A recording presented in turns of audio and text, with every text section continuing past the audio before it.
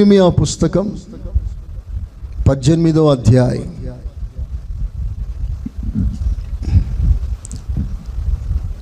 ఇర్మియా పుస్తకం 18వ అధ్యాయం 6వ వాక్యం.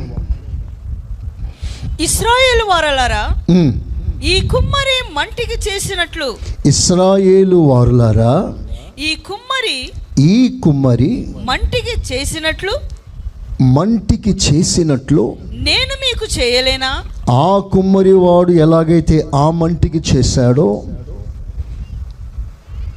పరమ కుమ్మరి అయిన నేను మీకు చేయలేనా? మీకు నేను చేయలేనా? ఇదే యెహోవా వాక్కు. అందరం చప్పట్లతో దేవుని ఘనపరుస్తా.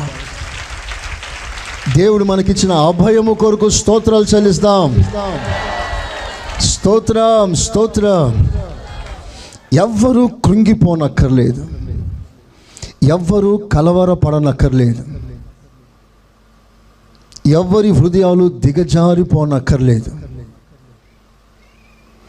ఎవ్వరి మనసులో ఆందోళనకి చోటు ఇవ్వనక్కర్లేదు. మీ పరిస్థితి ఏదైనా సరే,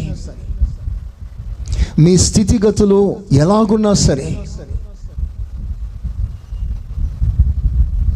మీ మనసాక్షి గద్దిస్తూ ఎప్పుడు దేవునికి 2 అడుగులు దూరంగానే వెళ్ళాల్సిందే నా పరిస్థితి, నేను ఎప్పుడు ఇంకా దేవునికి దగ్గర కాలేనా, నేను మోకరించి ప్రార్థన చేస్తే ఇక మీద నాకు పరలోకం తెరవబడదా, దైవికమైన ప్రత్యక్షత ప్రసన్నత ఇక నేను అనుభవించలేనా, నా జీవితంలో నేను కోల్పోయిన మొదటి ప్రేమ మరలా నేను అనుభవించలేనా, నా గుండె మండుతున్న ఆ సందర్భాలు, ఆ రోజులు ఒక్కసారి జ్ఞాపకం చేసుకుంటూ ఇప్పుడు చల్లారిపోయిన నా పరిస్థితిని మరలా మండించలేవా అని బాధతో కలవరపడుతున్న విశ్వాసులు ఎవరైనా ఉంటే ప్రభు మాట్లాడుతున్నాడు, నీవు కలవరపడనక్కర్లేదు. ఆ కుమ్మరి ఆ మంటికి చేసినట్లుగా నేను మీకు చేస్తాను. మంచిగా చప్పట్లతో దేవుని కనపరుస్తా. హల్లెలూయా. నువ్వు విడిపోయినా, పగిలిపోయినా, మనుషులకు ఎవ్వరికి అక్కరరాని స్థాయిలకు వచ్చి దిగజారిపోయినా, నేను ఎవరు కోరుకోకపోయినా, నేను అందరూ విసర్జించిన, నువ్వు వద్దు అనుకున్నా, నేను మూలకు పెట్టేసిన, నా ప్రభు అంటున్నాడు, నువ్వు నాకు కావాలి. యేసయ్యకి స్తోత్రం చెప్తారా? నీ బంధువులకు నువ్వు అక్కర లేకపోవచ్చు,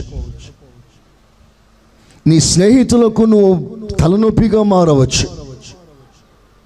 ఒక మాట జ్ఞాపకం చేసుకోండి, నువ్వు ఎవ్వరికి అక్కరాకపోయినా, ఎవ్వరికి ఉపయోగపడకపోయినా, నీ వల్ల ఎవ్వరికి ప్రయోజనం లేకపోయినా, అలా విరిగిపోయిన స్థితిలో నా గతి ఇంతేనా అని కలవరపడుతున్న నీ జీవితంతో నా దేవుడు మాట్లాడుతున్నాడు, బిడ్డ, నీకు ఎవ్వరికి అక్కర్లేకపోయినా, ఎవ్వరికి నువ్వు అక్కర్లేకపోయినా, నాకు నువ్వు కావాలి.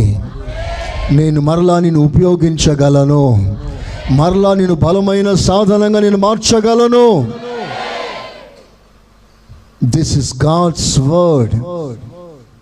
సర్వాధికారి అయిన దేవుడి లాగున సెలవిస్తున్నాడు. అందరూ చేతులెత్తి ఆమేన్ అనండి. ఇంకా మంచిగా, ఇంకా మంచిగా.